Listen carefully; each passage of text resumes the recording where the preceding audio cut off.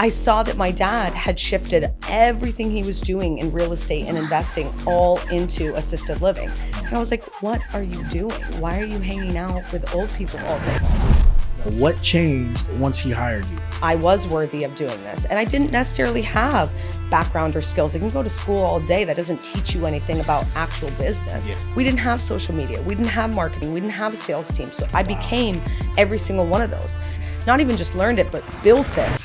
You know, when you deal with students, how do you approach this kind of thing where some don't take it, where you know others have taken it to a crazy amount? It's like losing weight. We all know how to lose weight. Eat less, move more. But 50% of the country's obese because it doesn't matter what you know, it matters what you do. You have to be the one to do the work. That I can give every system in the world and you can still fail. Hey guys, we realize a lot of you are coming to the page and enjoying the content, but we see a lot of you still aren't subscribed. And so if you could click that subscribe button, it'll help our channel grow and give you more episodes with a lot of amazing individuals. Welcome back to another episode of Attractive Mindset. And listen, today's guest came all the way from out of state just to talk to us about probably a lot of different things mixed together, but I'm gonna let her tell you a little bit more about herself. Welcome, Isabelle. Thank you for having me. I'm excited to be here. Absolutely. So for the people who don't know what you are, I don't really like telling them, you know, what do you do? Because we do a lot of things. Yeah. At this stage of our life, in entrepreneurship especially, like you do a lot of things. Yes. And so what are you most known for? Yeah, what I'm most known for is owning and operating residential assisted living homes for seniors and showing others how to get in that space. I've got a coaching business that I've been running for the last 11 years where I show real estate investors how to get into the RAL space. Okay, wow. Okay, that's definitely different. Yes. So I feel like every time I bring a real estate person on here, it's a different version of real estate. Which is the fun part about it. There's so many different ways you can take this. Absolutely. Okay. So before we jump into that, I want to go back a little bit. Yeah. And so we want to get to find out, you know, who Isabelle really is. Yeah. And so where are you from originally? Upstate New York originally. Really? Yes. Okay, I'm from New York too. There you go. Yeah. Saratoga area. Okay, I'm from Brooklyn. A little different, but that's okay.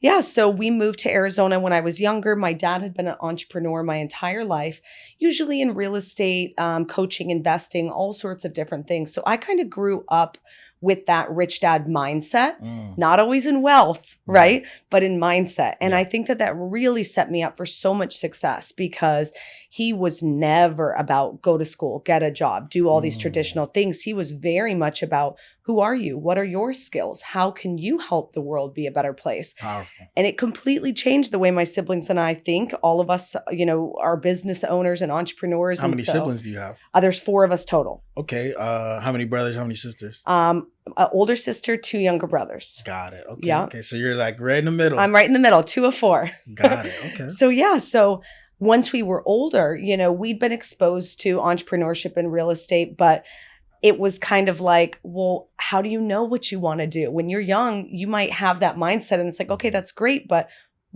what am I here for? What do I want to do? You don't know that. You know, when we throw kids into school at 18, they're making decisions that they really should not be making yet. 100%. 100%. So, you know, I saw that my dad had shifted everything he was doing in real estate and investing all into assisted living. And I was like, what are you doing? Why are you hanging out with old people all day? Like, this is so weird. This is so not you. What's going on? And he's like, just come with me. And I would go with him to the homes. And I was like, oh my goodness. Obviously, I saw dollar signs everywhere, but also I saw the impact he was having and that this is not what we think of when we think of assisted living. We think of those big like commercial buildings. That's what I was thinking. Yeah, see?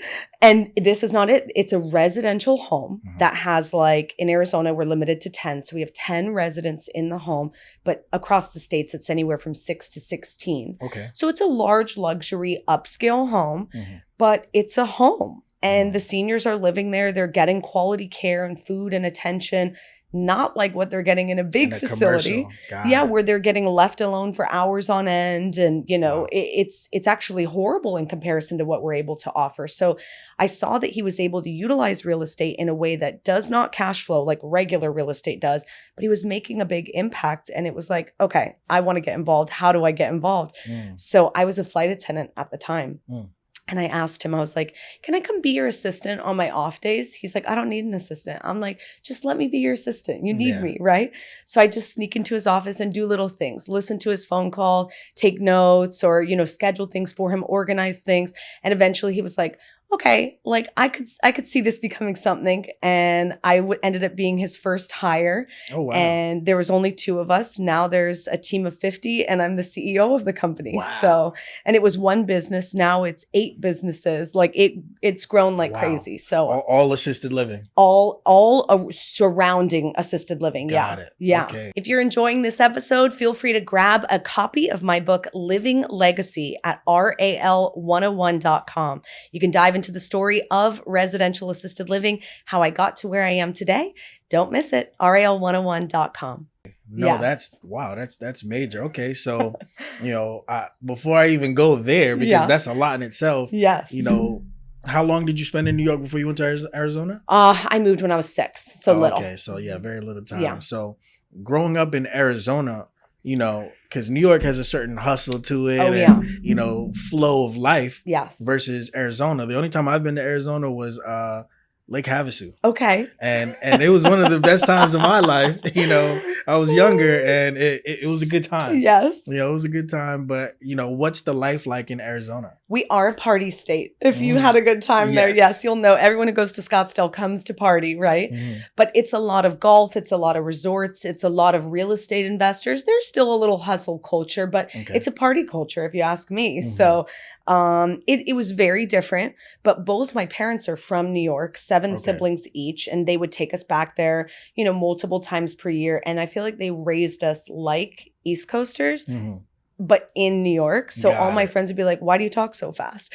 Why do you move so fast? Why are you getting 5,000 things done when I'm barely doing one? Yeah. So even though I understand Arizona and the West Coast culture, we were raised very East Coast on the West Coast. Fair. No, that's a good perspective because it's your parents raising you. So they have a lot more, they have a lot of impact, on how Okay. things are done. So we're all like, me and all my siblings are all very like, get it done, fast paced, no excuses, Got it. And so your siblings also are with the assisted living business? Yep. Now they all work with us. Wow. We pulled them all from their other careers. So now it's a family business. Wow. Yeah. Okay. That's major. So when you're going through high school, you seeing your dad be this entrepreneur, high school and even going into college. Did you go to college? I did. Only because I had a full ride. Like my dad was like, do not go, do not go, do not go. And I'm like, but it's free. Yeah. And he's like, okay, fine, you can go. Like, but he was like, go to Europe. He's like, go to Europe, go travel the world. He's like, you will learn so much more. You'll meet so many more people. You'll make more money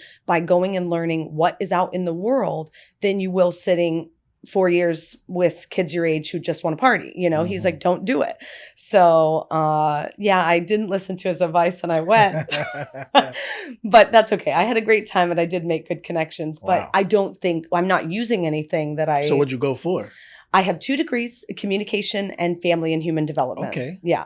I did 2 majors, 2 minors in my 4 years, took summer school every year, worked 3 jobs, was in sorority, all this stuff. Cause I just can't sit still. I'm not like that. Fair. Always active, always moving, it's different when you're that way as a business owner because like other people, like it's hard to explain. Like you'll want to do those 5,000 things. Yeah. And you'll low-key start to get upset at some people who are only doing 1 or 2 things. And it's just like, look, I understand. I'm not trying to rush you. Yeah. But you do have to go faster. Yes.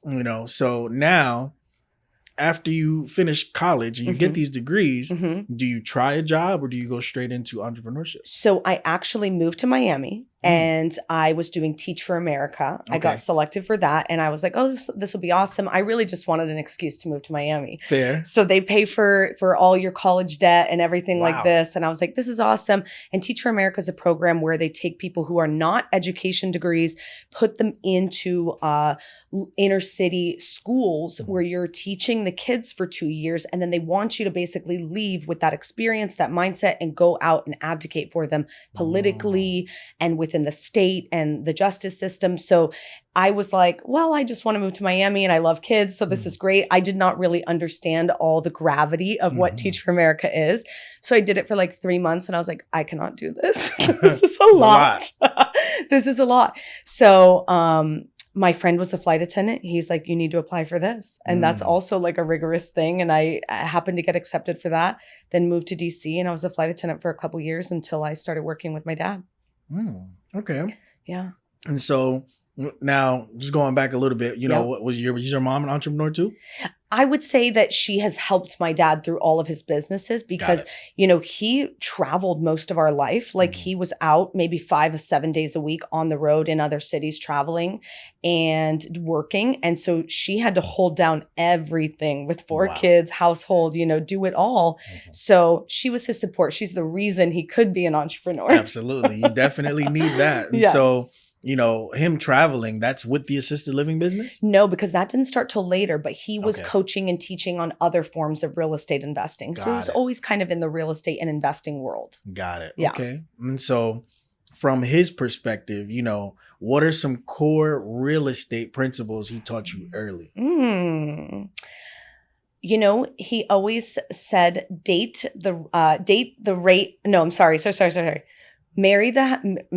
oh my God, I can't even say it now. Here we go. Let's back it up. All right. Date the rate, marry the house. Date the rate, marry the house. Yes. People get super caught up in the rates are high. The rates are high. I shouldn't be investing right now. The rates are going to go up and they're going to go down. You need to marry the house. You need to like the house and be committed to the house because you can refi later when the rates are low. So he always taught us that young and was like, don't worry about that.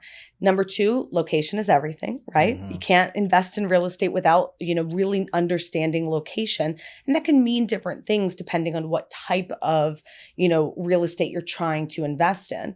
And then 3rd, and I thought this was interesting, for your personal residence, he always said, you're never going to pay that full mortgage. You're not going to live there for 30 years or 50 years or whatever it is. Plan on living somewhere for 5 to 7 years. And if you can commit to 5 to 7 years, that's all you need to worry about.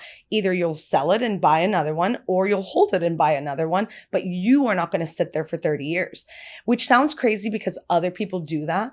They buy a house and sit just stay there. And they just stay there the rest of their life. They're like, this is my house. We literally moved houses maybe every 3 years. Wow. So I grew up thinking that's normal. Like, this is what you do. You upgrade, or downgrade, depending on how life's going. Being an entrepreneur's kid, 100%. It's up and down. No, that's major. Okay. So with the kind of real estate he did, you know, what category would he be considered in? In the beginning, it was everything from wholesale, fix and flip, buy and hold. He was doing Section 8 housing, multifamily, literally everything that you can touch in real estate, and then sold all of that and went all in on RAL. So, wow. Yeah. The last real estate guy that I had come on here, his name is Lee Patterson. Okay. And he blew my mind with, I don't even know. There's a specific word for it, but basically he rented out houses to college kids in college towns. Student housing. Yeah, student housing. And he got paid by the door. Okay, so what I do is very similar, but I bet you better cash flow than him. Really? Oh, yeah. He was talking to us about some good cash flow. Okay, so now I'm really interested in this. And so, and so what made him make that shift to student housing for my dad? Yeah. You know, actually my grandmother, she fell and she broke her hip and she was in upstate New York, and you get that phone call and it's like, hey, she can't go home alone anymore. Like she needs 24/7 care. Who's coming to pick her up? And it's kind of like, what do you mean? Yeah, we're like in Arizona. What? Yeah. So in that moment, you really have 3 choices. It's like, who's going to quit their job and go take care of grandma full time? Yeah. Which, let's be honest, not everyone is cut out to be a caregiver, right? No. Not everyone has the time and capacity and energy to be a full-time caregiver. So that's not always an option. 2, you could say, okay, I'll pay for in-home care, which is insanely expensive. Most Americans cannot afford that. Or 3, you're like, I guess we have to put mom into a home. Yeah. And you're like, oh my God, I promised I wouldn't. I said I'd never. Like, this is so wrong. And so that was the exact situation we were facing. Wow. We went back to upstate New York, toured every single place we could find. They all stunk. The food was terrible. Wow. They were expensive and had wait lists. Like, I didn't want to leave my goldfish, let alone my grandma, right? Like, disgusting. Yeah. And so we're like, okay, like Arizona's got way more old people. Let's go back to Arizona. Let's see if we could find something better for her. There has to be more options. So we started hunting and we kind of stumbled into residential assisted living. And then my dad did quick math and he's like, wait. We're going to pay $5,000 a month for her to live in one of these homes when we could own it. We could cash flow $10,000 a month and she could live for free. Let's buy this. So he bought his first one with the intent to move my grandmother in. So it was really a family need. Wow. How and why we got in. Wow. No, that's amazing. Okay. So that sparked the whole everything for everything. So now what is something like that start? Like, how do you really develop it? Because you need outer parties other than just the real estate, right? You need the caretakers, you need food plans, you need insurance, I'm sure, all of that kind of stuff. So walk us through that process. Yeah, so there's still a lot involved. So you're buying the real estate and renovating it to become suitable for assisted living. Okay. Because like I said, in Arizona, you can have 10 residents in a home. Here in Florida, you can have 12. And so how big are the houses usually? Think like 300 to 500 square feet per resident. Got it. So with 10, minimum 3,000 square feet, upwards of 5,000 is pretty comfortable. Okay. So you're not going to find a 1010 on the market. Yeah. Okay. So you're probably going to find something that's maybe 5,000 square feet, but it's a 6.5. Okay, great. We'll buy that. And then we renovate it to become as close to a 1010 as we can. Got it. So that's the real estate side of it. It doesn't need to be ADA compliant. You want it as close to that as possible, but it doesn't need to be that.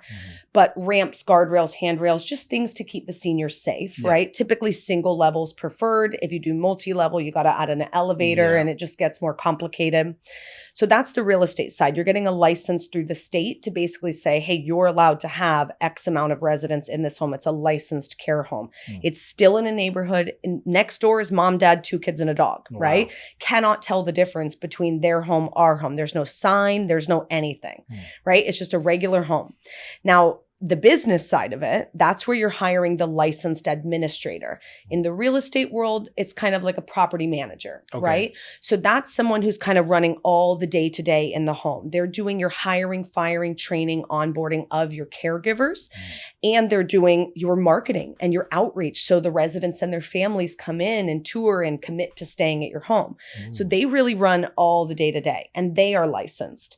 And then they're hiring the licensed caregivers who do the caring, the cooking, the cleaning, and everything day to day. And they stay there with them 24/7? They don't live there. They switch. They do shift work. Yep. So like 8, 10, or 12-hour shifts. But what we recommend is a 4-to-1 or 5-to-1 ratio, which is significantly better than a big facility where it's a 30-to-1 ratio, 30 seniors to 1 caregiver. And if you're paying the same, like, obviously you're going to want our option.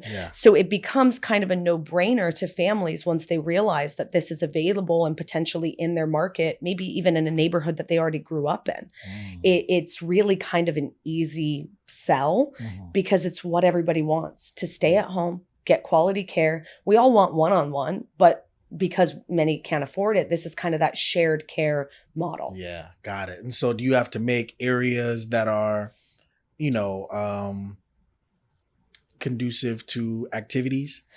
You do want, so you still want like a living room, a dining room, kitchen, a library. Like, these are luxury homes. So some of them have salons, movie theaters, you name it. Like, they're nice homes. Okay. They're living good. They're living good. Because you got to think, when they walk into the Brookdale or the Sunrise, they have all those things. They have those things. They've got the Zumba and the pickleball and the this and that. Mind you, grandma's shuffling into the door. She's not playing pickleball, right? But it's the daughter, Judy, the son, Bob. It's the adult child who goes, oh, Mom's going to love this. Okay, Mom hasn't danced in 30 years. She's not taking Zumba, you know?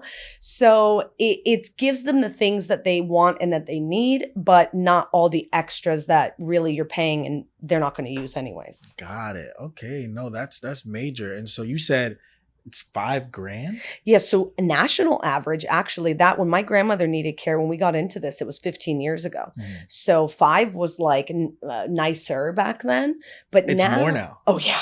Wow. It's gone up 87% over the last 20 years. And because the baby boomer market's coming in, 76 million people coming into this market in the next 5 years, the eldest of the baby boomers will come into the market. So we're still 5 years out from a 20-year run. We are currently right now today 1.3 million beds short. Wow. So this is a huge supply and demand issue. Mm-hmm. Like we do not have enough beds and we have a massive amount of demand and it's only rising and rising. So I share this because I'm in this industry myself, but also if everyone I talk to on planet Earth got in and opened 3 homes, we still wouldn't have enough. Wow. Like there's just not enough beds. So it's really an opportunity for all of us to say, if I just got one home for my senior loved ones, for my community, for myself, not only can I cash flow, have appreciating asset, but also have a solution for when anyone in my tribe needs that. It's really like something that I think it's kind of like a retirement plan. It's a backup plan. Everyone should just have at least one. Interesting. And so, that made me think of something, and I don't know how legal or possible this is, but what if you have like a big property and you build multiple houses on the property and then you house people? Would it still be limited to 10 since it's one property? So depending on how it's zoned, if you have a large enough lot, it could be zoned that you can have 3 residential properties on it. So then you're fine. You could have 10, 10, and 10. So now you've got 30 in one like cul-de-sac or something like that.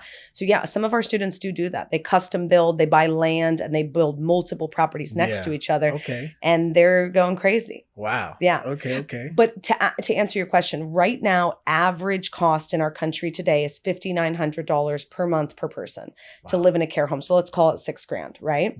This is not our friends on government funding. Okay. This is $6,000 is that average between the government funding and the private pay. I only focus on the private pay sector. So most of my homes are $7,000, $8,000, $9,000, $10,000 a month. And most of my students who do this across the country, that's the rates they're getting. And people are not batting an eye to pay this. Really? So, I mean, that sounds, kind of crazy to me because like $6,000. Yep. And people are doing this through insurance. No, private pay. I mean, 10% of the population has long-term care insurance. So if you have it, you can use that to pay for your care, but most people don't. So most of the time, you got to remember the boomer population is 20% of our population. They hold 50% of our wealth. Yeah. They also hold most of the real estate. Wow. And when they bought that real estate, it might have been $50,000 and now it's worth 500. They sell that. That's their money to pay for assisted living. Wow. So people think, the boomers' money, it's going to go to Gen X or millennials. No, it's not. It's taking a nice pit stop in assisted living. And it's going to themselves. Wow. Yep. Okay. So what's the average age range that usually starts to come into these living facilities? Yeah, the typically it's 85 and older, 70% female, right? Females live longer typically, so that's often what we're seeing, but it's usually just an elder female. And they are moving in because they need help with 3 to 5 activities of daily living.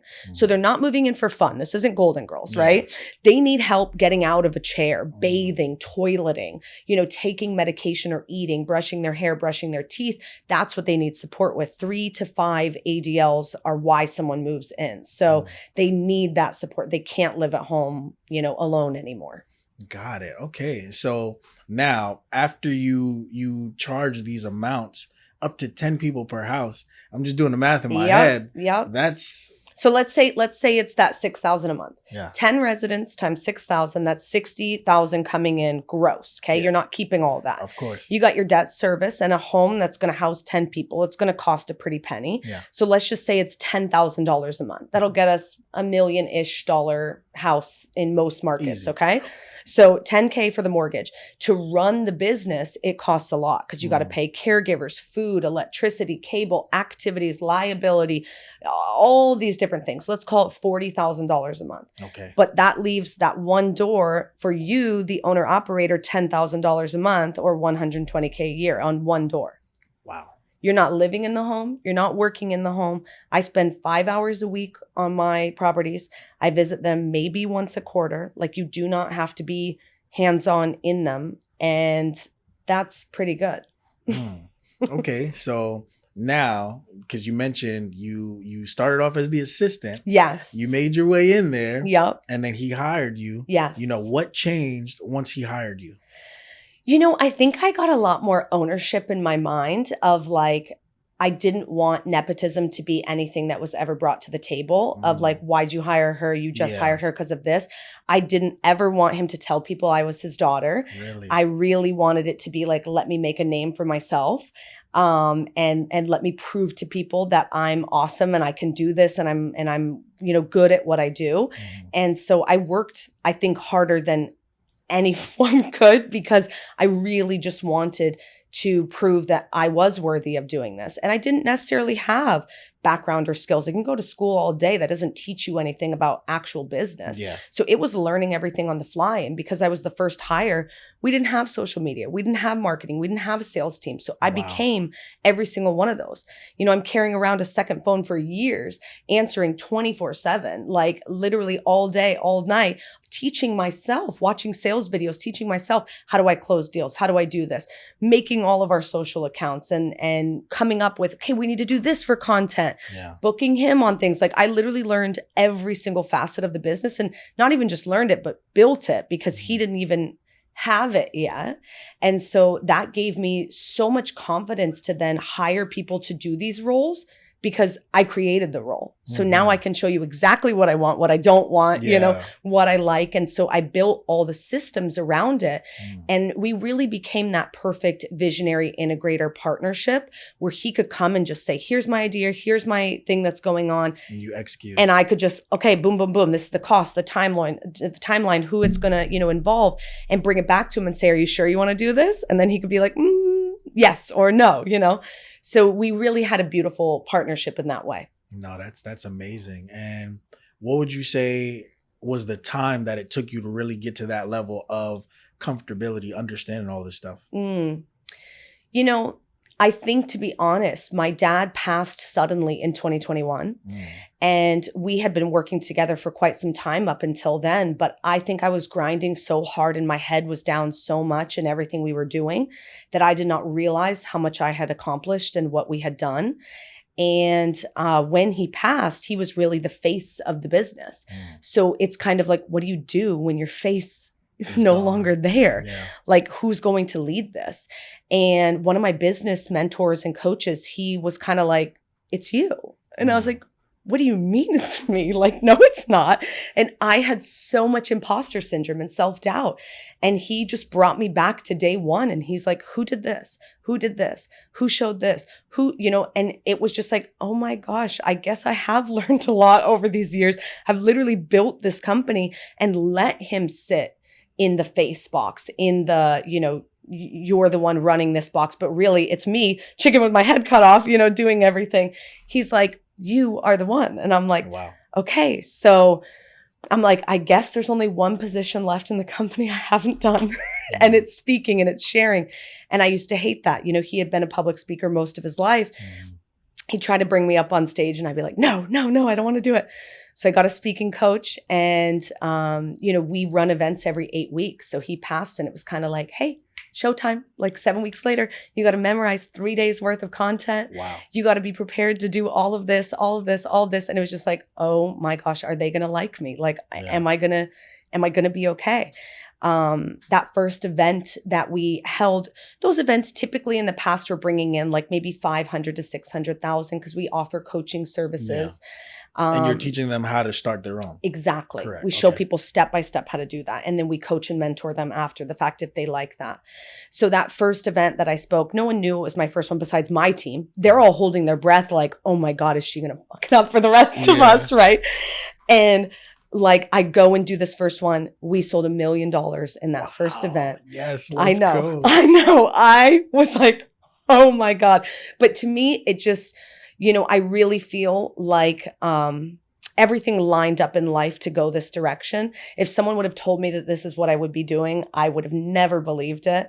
And I really feel like things happen in life for a reason. And clearly this is the path that I was supposed to be on. Now I find so much joy in speaking. I love sharing this topic with people because it opens their mind to something different and new and unique. And I've been able to make so many people become financially free by opening one of these homes, two of these homes. We have students with 28 homes. Wow. Like, and 10K is kind of the low end on this. So most of my students are making 20, 30, or 40 on one door. Yeah, a month. A month. Yeah. A month taking home. Like, I was literally in New Orleans 2 days ago with one of our students. He's 30 years old. He's got 2 homes out in Wisconsin. He's cash flowing 40K a month. And he's like, I'm like, so when are you going to open your next one? He's like, no, I'm retired now. Like, I golf every day. I do this, I do that. I'm like, what?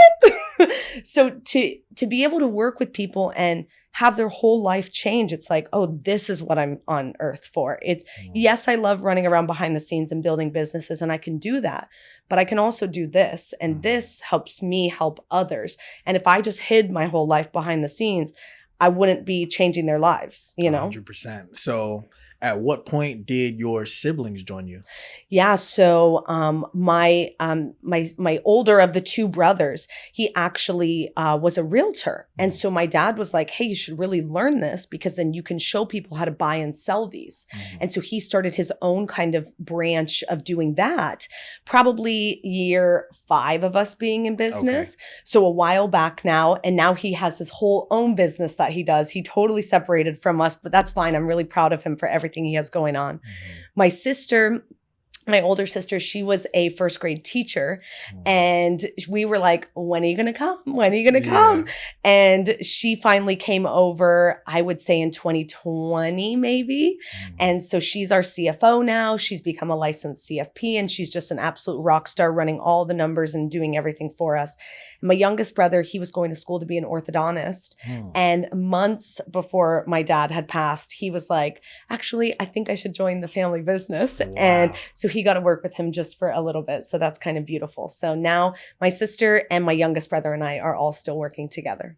Wow. So, I like to create moments that you can always remember, where you can always share. And so if you could talk to your dad right now, what would you want him to know? Or how would you want to have a conversation with him? I think that I would want him to know that we are working so hard to keep his legacy alive, and that we're really grateful for all the hard work he put in, because I'm sure there's a million days when he was alone on this entrepreneur journey that he was like, I don't know if I can. And I've got 4 kids sitting here, and what happens if? And he kept pushing and kept going. And there were, like I've said, many times in this, there were highs and lows. And on those low days, I'm sure he was tempted to go get a 9-to-5 or go do something different or just go get a steady paycheck. But he didn't. He kept his vision. He kept strong, and he kept pushing. And I would want to thank him for that, because that showed all of us that in times of highs and lows, you have to keep pushing. There's no other answer besides to keep pushing, because you never know. It might not be for you. It might not be for your benefit. Him working was actually for us to have this empire to carry on. And that I'm super grateful for. Wow. Absolutely. Okay. So now I want to go towards the other side of business that people don't talk about as often. Let's get into it. What are some of the downsides of a business like this, especially first starting off? Yeah. When it comes to assisted living, it can be capital intensive, right? So if you're buying a home and renovating it and starting a business, these are nice luxury homes. So it might be $1 million to $2 million that you're getting into this. It doesn't have to be your own money, but sometimes breaking out of your mindset that I can't afford that. How can I do this? Oh my God, I'm going to take out a loan. That's like, people can't get over their own mindset about money. So I think that's huge. The financing piece up front is really difficult. It's not difficult to raise the money. It's difficult to get over yourself. For real. Like, it is crazy how many grown adults I work with who are just like, but what if? And I'm like, yeah. But what if you don't do this? What happens to your life if you don't change anything and you don't take a risk? Like, the only good things are on the opposite side of you jumping in and taking a risk. Yeah, my degree is psychology, so I hear exactly what you're saying. Yes. This is a good podcast for you then. There you go. Getting in the mindset of it. I love it. I think once you're up and running, the hardest part of this business, no doubt, is staffing, Caregiving is a tough gig and you're not paid a lot. And so really these caregivers, they get overworked, used and abused. And so when they come into your home, to me, it is so important that you love on them, you respect them, you appreciate them, you say thank you, you're kind to them, because if you're not going to be hands-on in your business, someone is. And it's them. And if you want them to be the face and hopefully a happy face, you got to treat them well. Absolutely. So staffing is like one of my biggest things I harp on, because caregivers need more respect, more love, more pay, more everything. When you're cash flowing that well, you can afford to pay them more. 100%. And I think that gives you an opportunity to give back. We've had caregivers who call out, they say, hey, my tire just blew when I'm on the highway. And I'll be like, great, where are you at? I'll go meet them. And I'll be like, you take this Uber back to the house, I'm going to go take your car and get them new tires. Wow. You think the owner of a Brookdale would ever do that? Absolutely not. Never. But because those $400 tires mean everything to them, that might be a week's worth of pay. They're nothing to me. I can do that. I can afford to do that. Now, not all owners are like that, but people who we teach, we're like, oh, you better be like that. If you want this business to last, you want your staff to be loyal, and you don't want to deal with retention issues, then you got to be the leader in this business and respect them and give them love. And money is a version of love. People love to be loved with money. No, absolutely. So do you offer things like 401ks, like?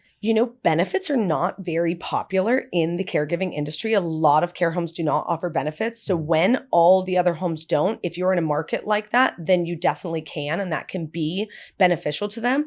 But some caregivers don't even care about that. Wow. It's literally the small things like, one of my students, he said, I'm having an issue with caregivers stealing. And I said, call a team meeting and tell them, if you need something, come to me. Come to me. I don't want you stealing from me. We're not going to steal in this house. Come to me. So he did that. And one of his caregivers came and said, I would really want to see that Mac you're working on. I really want that. He said, okay. He bought him a Mac. Wow. He's like, first of all, it's a business write-off for me. Yeah. Second of all, that caregiver's now been with him for 4 years. Wow. It's like the smallest things. Like, yes, it's going to cost you, but I think that sometimes it's not always the benefit. Sometimes it's the silly things that they want or need. It's 100%. It's the tires. It's the Mac. It's the, hey, I can't afford groceries this month. And it's, here you go. Here's grocery I feel money. like there's a dynamic between there's a stigma between W-2 and W-9 where, if you go on SBA.gov as of 2023, and I think they released the 2024 numbers now, but the average individual in America is only making $42,000 a year. Yeah. And so when you tell people that you have the threshold to do $40K a month, $50K a month, $100K a month over multiple businesses, whatever, it's something that there's a disconnect automatically because it's not ingrained. The system that we grow up in, which is America. America's a system, a very, some will say it's oiled and some will say it's rusty, but it is a machine no matter what. And, everyone has a role to play still within this machine. And for the majority, they don't get to see life on this side. Correct. Being an entrepreneur, but they also don't get to deal with entrepreneurial risks and things. Yes. And so, it always comes to a conversation of when you teach people, because I used to battle this myself. Yeah. Because I used to teach a lot too in business coaching. I do business analytical stuff now, but some of my students make $80K a month, $100K a month, whatever. But should everybody be an entrepreneur? Great question. I don't think that everyone's cut out for it. Me either. I really don't. Because, I'm blessed. My husband's also an entrepreneur and he has that same mindset as I do. So our dinner table conversations are entirely different than my ex-husband who was not. And that's not why, things ended. But it changes things. It does. It really changes things. The way you raise your kids, the way you think about money, the way you handle ups and downs, risk tolerance. It really, really helps to have somebody who's on your side, on your team, who gets it. And a lot of my friends, they are not cut out to be entrepreneurs. And I can love them for where they're at and 100%. that they love their stability and all that amazing stuff. That's great. And they will look at me and say, oh my gosh, I could never even imagine making that money. And it's just like, The only thing stopping people is what's between their two ears. Mm-hmm. It is literally all you. You can do, it sounds stupid. You can do whatever you want. Yeah, but you can. You can. You And that's the can. hardest part to get across is it sounds crazy, but you really can. You can. So no, I do not think everyone's cut out for it, because I think that people are not willing to get over their mindset. I think that a lot of people are scared of making money. Mm-hmm. I think that a lot of people are bad stewards of money. I don't think a lot of people should be wealthy, because I think that when you're a bad steward of $10, you're going to be a bad steward of 10 million. I don't think people deserve to sometimes make that money. Like you got to show that you can do good with that you're going to help people out, that you're going to, surround yourself in a community that you are going to bring everyone up with you, everyone you can, right? Yeah. Because what I will say is, when there's more than one crab at the bottom of the bucket, if one tries to crawl out, the other one grabs it and pulls it back in. If you surround yourself with people who say you can't, you shouldn't, you won't, you're not smart enough, strong enough, guess what? You're going to be all those things, because they're going to pull you right back down. You got to get out of that bucket, because 100%. A lot of people are stuck in a bad environment that will not allow them to become wealthy. And so, the craziest part about that, and I'm glad you brought that analogy up, is because, there's a documentary on that. And crabs never used to pull each other down. What? I gotta watch this. Yeah, they never used to pull each other down. They actually pulled each other out. Oh. And as time changed over time, it became more survivalistic to where they started fighting for cells. Yeah. Versus the conglomerate of, hey, we're all here. Yeah. Let's all get out. And I feel like society's done the same thing. With entrepreneurship, with W-2s, with everything. People more so nowadays fight for self than to collaborate or work or learn something from somebody else. Yep. It's shocking how many people don't want to give information. Everyone tries to gatekeep these days. Oh, if I give all the keys to the kingdom, then you're going to go do it better than me. Good. Yeah. I want you to do it better than me. 100%. Because guess what? You're going to teach me something that I don't know that makes my business better. So I'm all about let's all share this, because the reality is you're going to say something to a room of 100 people and not everyone's going to hear it. Not everyone's going to take action. So go say it to as many people as you can, because the right people will take it and they'll go forward. 100%. And some of the things that I've battled over time as a coach, because again, psychology. So, have you ever done the invisible gorilla test? No. So I don't want to spoil it for you, because I kind of want to see you do it. Okay. But it's a test where, I'm going to tell you anyway. Okay, tell me. And so basically, it's an old school test that Daniel Simons put out. Okay. And so Daniel Simons works a lot with Christopher Chavers, two big psychologists, whatever.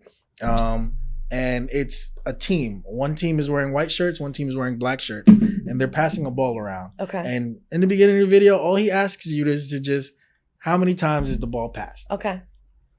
And then it ends and says, how much times did it pass? And people say, oh, this number, this number, this number. Some people get it right, some people get it wrong. But 50% of people miss a gorilla walk past on the screen while these people are passing the ball back and forth. And he's in a whole costume. Okay. And he walks straight across the screen. And people are like, what? No, that's not possible. Yeah. And they play the video back and they're like, holy shit, there's a gorilla there. Oh my gosh. And so the whole preface to it is, perception is not reality, where you can be looking at something and still not see the full picture of what's going on. And so he goes deeper into this with the book, and Christopher Chavers brings the more business side to it and stuff. Yeah. But what I was facing with a lot of my students in business is they couldn't see the full picture. And I'm showing them the picture. Yeah. And so I'm like, why can't you see the picture? Yeah. And that became a battle for me, because I would like to say at this time, my brain thinks a little different, because I'm thinking about the full picture. Yeah. I'm not thinking about just the ball being passed. Right. And so trying to articulate that to even an entrepreneur,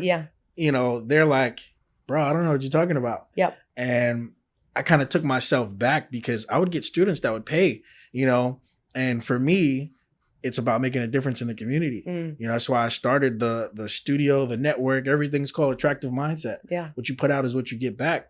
And so I would get people that paid me, $6 grand, 10 grand, 20 grand, whatever. And they didn't do anything at all. It makes you not feel good about taking at all. And people were like, what? You're crazy? Who cares? Take the money. And I'm like, it's more moral for me. Yeah. Like, I don't want to take that person's money knowing they're not going to execute on the level that they can execute or execute at all. Yep.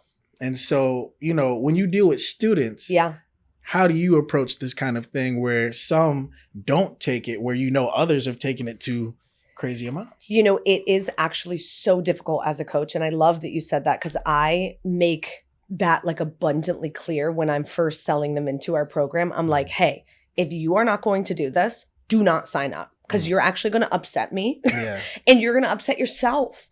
And none of us are going to be happy. You're going to want to leave a bad review and I'm going to want to refund you, but also I put in all the work. So it just gets frustrating for everybody. So I'm like, do not do this. But I think the biggest thing is we put so many systems in place, and I am constantly getting feedback from the people who are not doing it, who are not taking action as to why. What did I not do to help handhold you, spoon feed you, get you along the way? And then I will recreate the system to add in more so that they can be supported. There is an element of you have to be the one to do the work. We can't push a rope. That's the sucky part of being a coach, is that I can give every system in the world and you can still fail, right? It's like losing weight. We all know how to lose weight. Eat less, move more. But 50% of the country's obese, because it doesn't matter what you know, it matters what you do. Right? So I tell people that also. I'm like, I can't push a rope. This is up to you. I can give you all the keys, but you have to go unlock the doors. Like, this is teamwork. And so systems are the best way, but I think also setting the tone up front. And then, to be honest, I'm quick with a refund. I'm quick with a refund because I just do not I'm like, if it's not working for you, it's also not working for me. So let's just part ways. And I don't want to deal with it. I don't want to deal with it. It's not worth it. It's really not worth it. We have like 400 students per year that we coach. Wow. And I have a team of 15 who, help support them, but it's a lot. Like, of those 400, there's going to be a lot of people who life happens. Either things happen, they get lazy, they get off the method. And it's just like, you got to go back to that why. You got to go back to that, what's your passion, what's your purpose? But it's hard as a coach. That's what you go to bed at night with, being like, damn it. Like, isn't there something more I could do? Can I go into their house and be like, come on? Exactly. Yeah, no. Okay. So, we get to a part right now in the pod called Gem Drop. Okay. And so, again, some people will hear this information and still not execute. Yeah. But what I'm going to ask you is, what is your structure from start to finish? Yeah. And as simply, because I know it would normally take a lot, but in the most simple way that you can say it, of somebody starting a assisted living business. Yep. Okay. There's 4 methods, but I'm just going to do one of them. So it makes it easy for us. So you're going to find the right demographics or area you want to be in, locate the home, purchase it, renovate it for assisted living, get the home licensed, hire your staff, market to fill the home with residents. You're up and running, cash flowing. And so now let's break that method down even further. And so when you're going, most people aren't going to pay for this out of pocket. Correct. So how do you set that up to find the proper funding? And then go into proper building? Proper licenses, all of that stuff. So you mentioned SBA. SBA is super friendly for these. So you can buy the real estate, you can cover the reno, the carrying cost, and FF&E, which is furniture, fixture, equipment, as well as paying yourself as the managing partner all throughout. So I love SBA for this because it can cover literally all of it. Wow. So a lot of people will do SBA. The second most popular way is through private money or syndications. So we have private money lists. I travel and speak about this all the time, and people will say, hey, I don't want to do the business. I want to invest in your students. Okay, great. So we have that list of private money lenders. There's also a lot of people with money sitting in the bank getting 0%. And if you could offer them 10, 12% on something that impacts us all, like, we're all aging, we can't stop it. So everyone can relate to this to some degree or another.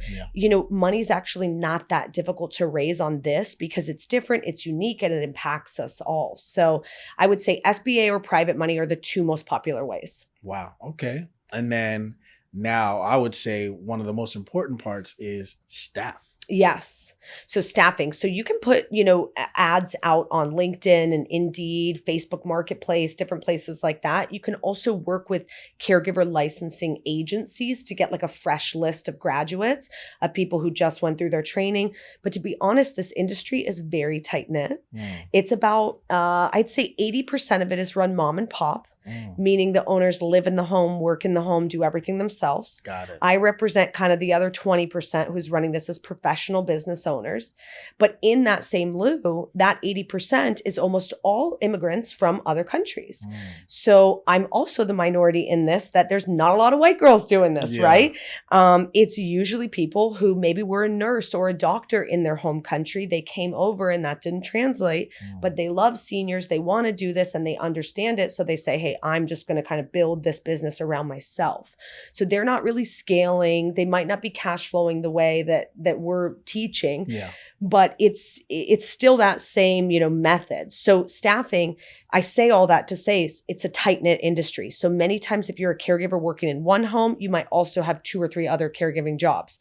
So a lot of times once you're in the industry, you kind of start to learn the staff and people share staff through the different homes. Got it. And now from a perspective that doesn't typically get talked about, how often do you have meetings? How often do you have breakdowns? Are you the one teaching them up front when they first come in? Like, do you do bonuses? Like, how is your actual staff retention? Yeah, good question. In a big box facility, staff retention is about 100 days. Wow. Terrible. In our facilities, it's about 4 years. Wow. Yeah. That's a huge difference. Huge difference. Well, also they're getting, it's terrible. I could trash on the big boxes all day, you guys. It's really bad. But, in our homes, once you're hiring them, they're coming in licensed. And I really like to hire people who have 1 to 3 years worth of experience, because if it's your first day caregiving and you have to wipe someone's bum, it's a lot.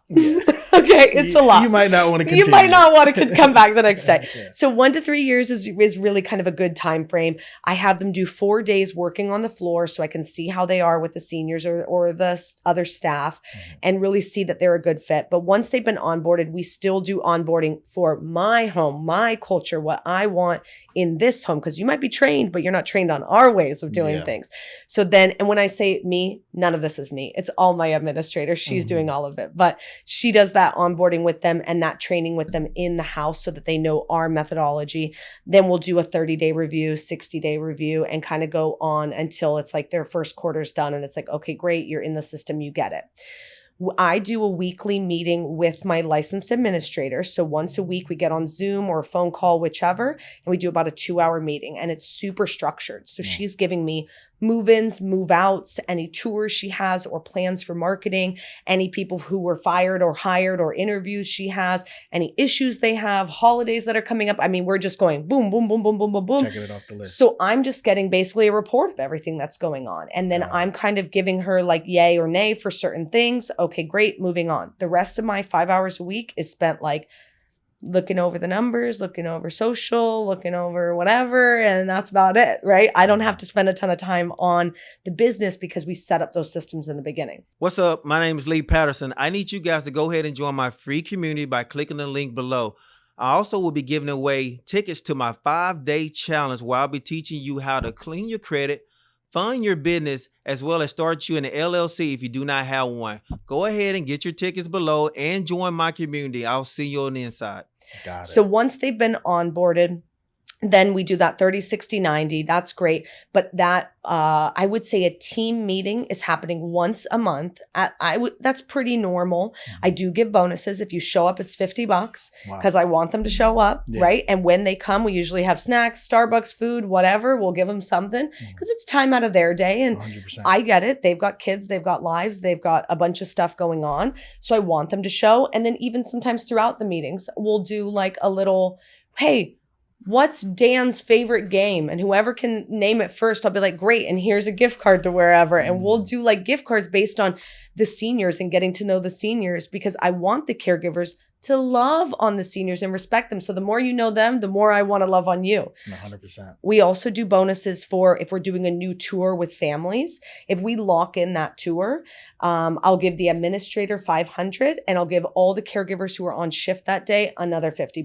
Wow. Because they're part of it, right? If you were a 100%. smiling caregiver, that probably made the family say, Feel comfortable. yes. So I want to benefit you for that because I don't want you to be like in a bad mood and now we don't get the move in, you know? Yeah. So I think it's important. They're a part of that process and they're the ones who are going to be working with the seniors. So I want them to feel a part of that. So bonuses for a lot of different things, but meetings, move-ins, tours, holidays, birthdays, you know, all the usual. Yeah. Wow. No, this was informative. You know, we've had so many people in real estate come on here. Yeah. And this is the first conversation about this kind of real estate. Yeah. And this excites me. Yeah. Because you literally don't know what you don't know.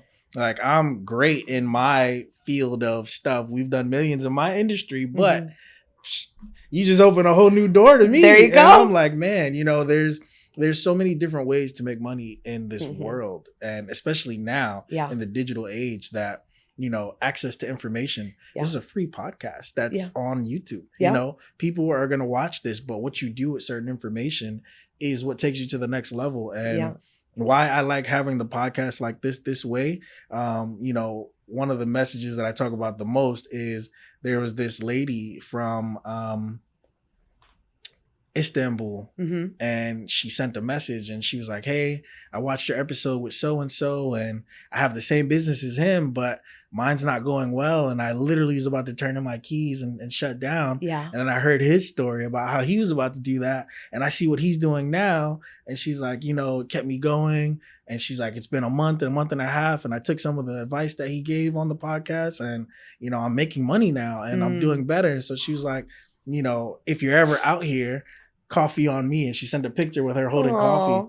And so like moments like that, like where it's just one person, you know, I'm not focused on trying to change the entire world. No. But if we can speak to one person, I feel like these conversations are good because I learned something. Yeah. And so I know they'll definitely learn something, but man, Isabel, this was great. I'm glad that you're doing this and sharing everything. And so if people wanted to learn more about this, you know, maybe even get coached by you, where could they find you at? Yeah, we're on all forms of social media at RAL Academy. So TikTok, Instagram, Facebook, you name it, we're there having fun. So social is a great way. And then we've got free webinars, free books. You can schedule a call with me or the team at ral101.com. There it is. Wow. Isabel, thank you so much for coming to the studio. And is there anything that you want to leave them with? You know, our company motto is to do good and do well. So I'll leave you with that. You know, this is do good and do well. Yes, I love it. Absolutely. And so again, this is another episode of Attractive Mindset. It's your host, Mastermind Rich. And at the end of the day, we always say we look good, we live good, life is good. Talk to us. We talk back and we're out.